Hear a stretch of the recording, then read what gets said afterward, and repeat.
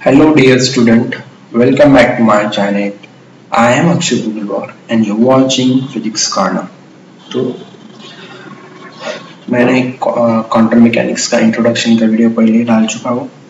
तो देखिए अभी ये जो हमारे फिजिकल साइंसेस के एग्जाम्स है, चाहे वो CSIR नेट हो या T4 गेट, तो इनका जो क्वांटम का सिलेबस है वो यहाँ से स्टार्ट होता है। Okay, D Broglie's concept of material particle.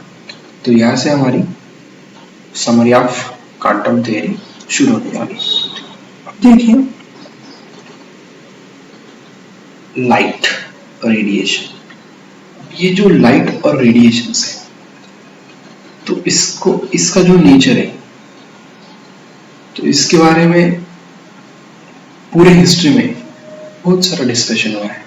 लेकिन पुरानी जो क्लासिकल की हिस्ट्री जो गई थी कि नहीं भाई, लाइट वेव नेचर परफॉर्म कर रहा है, but in modern mechanics that is quantum,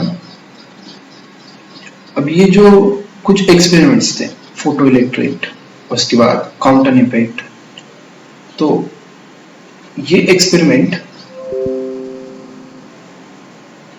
light का उन्होंने पार्टिकल नेचर कंसिडर किया, तो उस पार्टिकल को उन्होंने फोटोन कह दिया। ओके, यानी कि अब लाइट को पार्टिकल नेचर कंसिडर करके उसको फोटोन कह के उन्होंने एक्सपेरिमेंट प्रूफ कर दिया। यानी कि अब लाइट तो ड्यूल नेचर का हो गया है ना, ठीक है। वेव नेचर तो ऑलरेडी था ही, वेव नेचर ऑलरेडी था, classical according to the classical mechanics हमको पता ही था कि लाइट ये वेव नेचर का है।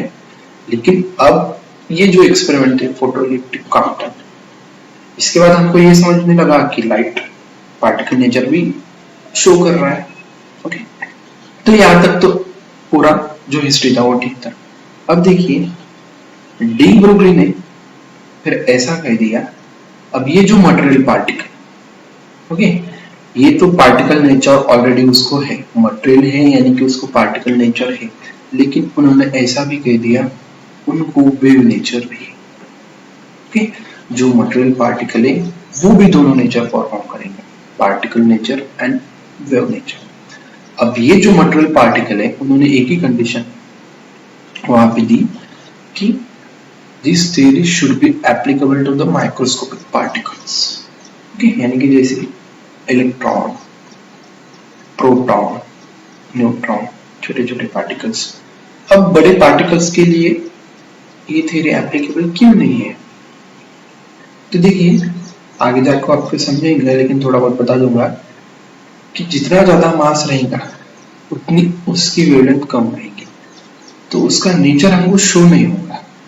ओके, तो देखिए ये था छोटा सा इंट्रोडक्शन। देखिए de Broglie gives the relation between the wavelength and momentum. तो देखिए ये वेवलेंथ और ये मोमेंटम। अब देखिए ये है प्लैंक्स कांस्टेंट एच, मोमेंटम की जगह हम मास इनटू वेलोसिटी लिख सकते हैं। अब देखिए जितना ज्यादा मोमेंटम रहेगा उतना कम क्या रहेगा, वेवलेंथ। तो देखिए हम मटेरियल पार्टिकल है, हमारी बॉडी जो है मटेरियल पार्टिकल है, हमारा मास इतना बड़ा है कि हमारी जो वेवलेंथ है वो इतनी निग्लिजिबल है कि हम देख भी नहीं सकते। दैट्स व्हाई उन्होंने कह दिया कि this theory is applicable to the microscopic particle. ये तो H तो पता ही है आपको, प्लैंक्स कांस्टेंट। अब ये जो रिलेशन है डी ब्रोगली ने डिराइव किया in between wavelength and momentum. अब इसका हम छोटा सा डेरिवेशन देख लेंगे। Okay, where lambda is the wavelength, H is the Planck's constant and P is the momentum. ठीक है, यहां तक नो प्रॉब्लम था। अब देखिए आइंस्टाइन मास एनर्जी इक्वेशन सभी को पता है, तो हमने वो इक्वेशन ली, E इक्वल्स टू mc², फिर energy equals to h times nu, this is the Planck's constant energy equation. Okay, this is the energy for a photon, okay, which is made up of a light. देखिए अब equation 1 और equation 2 में left hand side equal है, तो हमने right hand side equals to mc² equals to h times nu. अब हमको एक रिलेशन पता है in between frequency and wavelength, nu equals to c by lambda, relation between frequency and wavelength. यहाँ तक नो प्रॉब्लम। तो हमने फ्रीक्वेंसी की जगह सी बाय लैम्डा डाल दिया, तो यहाँ से एक सी, यहाँ से एक सी क्या हो गया, कैंसिल। तो क्या बचा, M C equals to H by lambda. Therefore lambda यहाँ पे मैं लेफ्ट हैंड साइड में लेके गए, एम सी नीचे लेके आए। अब देखिए, अब ये जो सी था, ये था वेलोसिटी ऑफ लाइट। तो हम मटेरियल पार्टिकल कर लिए, ये रिलेशन निकाल रहे हैं, तो सी की जगह हमने भी पुट कर दिया। Okay, this is also the velocity, therefore lambda equals to h by m into v, and m into v is nothing but the momentum, therefore lambda equals to h by v। यहाँ तक सब ठीक था। Okay, so this is the relation in between wavelength and momentum. अब देखिए, अब हमारे nature में दो तरह के पार्टिकल्स हैं, एक रिलेटिविस्टिक पार्टिकल्स और एक नॉन रिलेटिविस्टिक पार्टिकल्स। अब देखिए, रिलेटिविस्टिक पार्टिकल का नेचर कैसा रहेगा, उनकी काइनेटिक एनर्जी उनके रेस्ट मास से ज्यादा रहेगी। ओके, हमारी जो काइनेटिक एनर्जी है हमारे रेस्ट मास से कैसी है, कम है, that's why we are non relativistic. अब रिलेटिविस्टिक पार्टिकल नेचर में कौन सा है, तो इसका बेहतरीन एग्जांपल है फोटॉन। ओके, फोटॉन की kinetic energy greater than its rest mass energy, that's why photons are relativistic particles। okay, और हम क्या है, non relativistic particles, because our kinetic energy is less than our rest mass energy।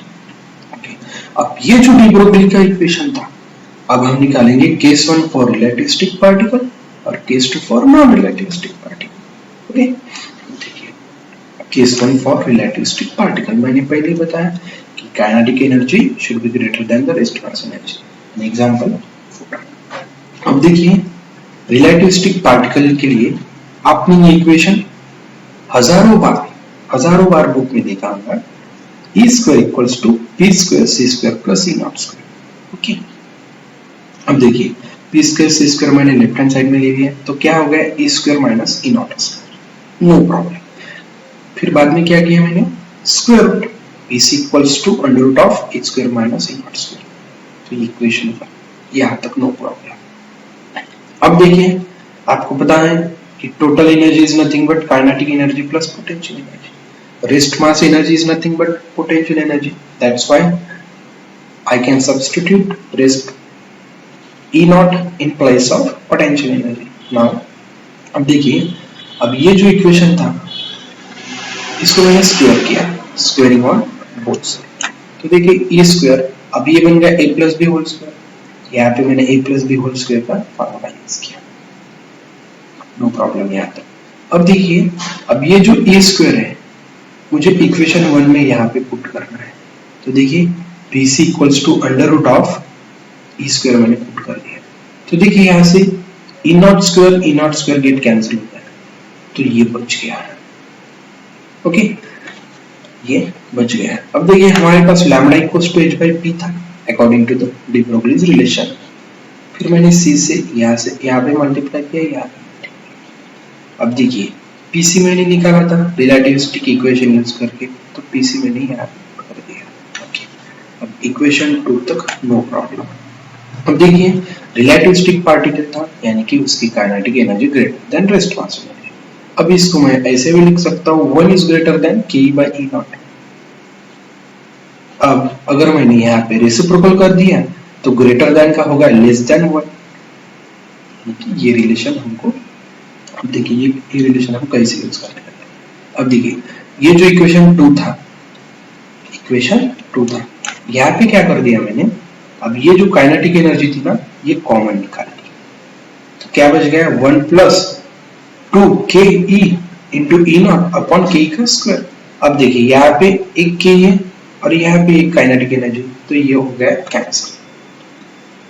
Okay, अब देखिए क्या बचा, फिर lambda equals to hc k square 1 plus 2 E not upon k, 2 E not upon k। अब देखिए, E not by k is less than 1, यानी कि ये टर्म क्या होगी, निगलेक्ट कर दिया क्योंकि लेस देन 1 बन गया।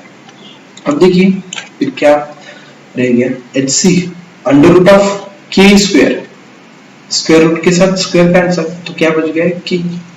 अब देखिए यहाँ पे ये प्लैंक्स कांस्टेंट, ये है वेलोसिटी ऑफ लाइट, तो ये दोनों वैल्यू मैंने पुट अप कर दिया।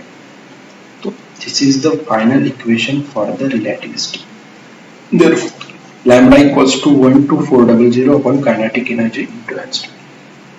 यानी कि एग्जांपल में वो क्या देकर रहेंगे, काइनेटिक एनर्जी हमको दिया रहेगा और हमको वेवलेंथ फाइंड आउट करना रहेगा। बस जो भी रिलेटिविस्टिक पार्टिकल है उसकी काइनेटिक एनर्जी यहाँ पे पुट करना है, बाकी तो सीधा फॉर्मूला। ओके देखिए अब ये हो गया रिलेटिविस्टिक का। अब नॉन रिलेटिविस्टिक यानी कि kinetic energy is less then response energy. अब देखिए नॉन रिलेटिविस्टिक यानी कि हम जैसे पार्टिकल के लिए kinetic energy half M V square, ये तो फार्मूला हमने हजारों नहीं लाखों बार कहीं तो भी देखा है। ओके देयरफॉर अब देखिए ये 2 मैंने यहाँ पे लिख गया, 2 times kinetic energy equals to M V square, no problem. अब देखिए मैंने यहाँ पे m से मल्टीप्लाई किया तो नीचे भी m से मल्टीप्लाई करना पड़ा। अब देखिए m square v square equals to 2 times m के, m ये मैं यहाँ पे लिख दिया। देयरफॉर अब स्क्वायर रूट कर लिया, mv equals to under root of 2mk। Okay अब देखिए lambda equals to h upon mv था, तो mv की जगह मैं पुट कर सकता हूँ under root of 2mke। Therefore lambda equals to h upon under root of 2mk। Okay ये हो गया प्लैंक्स कांस्टेंट, ये हो गया mass of that particle and energy of that particle. Okay कि जो भी नॉन रिलेटिविस्टिक पार्टिकल है उसकी काइनेटिक एनर्जी और उसका मास अगर हमको पता है तो हम इजीली उसकी वेवलेंथ फाइंड आउट कर सकते हैं। ओके तो इतना सिंपल ये सब कुछ डेरिवेशन था। तो अगले वीडियो में हम सीखेंगे अब नॉन रिलेटिविस्टिक पार्टिकल्स में, जैसे कि इलेक्ट्रॉन, फिर बाद में कौन सा चार्ज पार्टिकल है, प्रोटॉन, उसके बाद न्यूट्रॉन। ओके तो ये तो चार्जेस हो गए ना, तो इनके लिए हम how to calculate the wavelength, क्योंकि देखिए अब ये जो हमने नॉन रिलेटिविस्टिक का फार्मूला लिया था, अब देखिए फोटोन के लिए इलेक्ट्रॉन के लिए मास हमें पता ही है, और इलेक्ट्रॉन की जो काइनेटिक एनर्जी रहती है वो क्या रहती है, E टाइम्स पोटेंशियल। ये हो गया चार्ज ऑन इलेक्ट्रॉन और ये हो गया पोटेंशियल। ओके तो इन टर्म्स ऑफ दिस हम अगला वीडियो डिस्कस करेंगे। ओके अगर आपको वीडियो अच्छी लगी तो सब्सक्राइब जरूर करना। Thank you for watching, see you in the next video.